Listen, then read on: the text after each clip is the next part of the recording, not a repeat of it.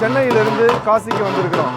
இப்போ நம்ம காசியில் எல்லா இடத்தையும் பார்த்துருக்கோம். காசி விஸ்வநாதர் ஆலயம், அன்னபூரணி ஆலயம், அப்புறம் விசாலாட்சி ஆலயம், இதெல்லாம் பார்த்துட்டு காசி தமிழ் சங்கமத்தில் நடக்கிற நமோ காட்டில் நடக்கிற தமிழர்களுக்கும் தென் தமிழகத்தில் உள்ள தமிழர்களுக்கும் காசியில் உள்ள தமிழர்களுக்கும் உள்ள பிணைப்பை ஏற்படுத்துவதற்காக பிரதமர் நரேந்திர மோடி அவர்கள் உருவாக்கி தந்திருக்கும் இந்த அற்புதமான வாய்ப்புக்கு பிரதமர் மோடி அவர்களுக்கு நன்றி தெரிவித்துக் கொள்வதற்கு இங்கு கூடியிருக்கிறோம்.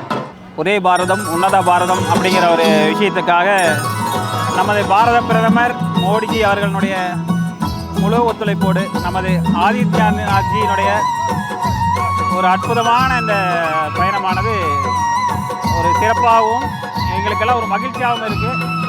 இந்த பயணத்தில் எங்கள் கூட வந்த அனைவரும் எங்களை நல்லா பார்த்துக்கிறாங்க. அவ்வளோ நல்லா இருக்குது.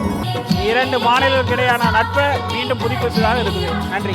இந்த காசி தமிழ் சங்கமம் இந்த வார்த்தையே மிகவும் அற்புதமான வார்த்தை. ஒரு அனைவருக்கும் காசி என்பது கிடைக்கும் என்ற தொலைநோக்கு பார்வையோடு ஏற்பாடு செய்தமைக்கு மிக்க மிக்க மிக்க என்னுடைய மகிழ்ச்சியையும் நன்றியையும் தெரிவிக்க வார்த்தைகளே இல்லை.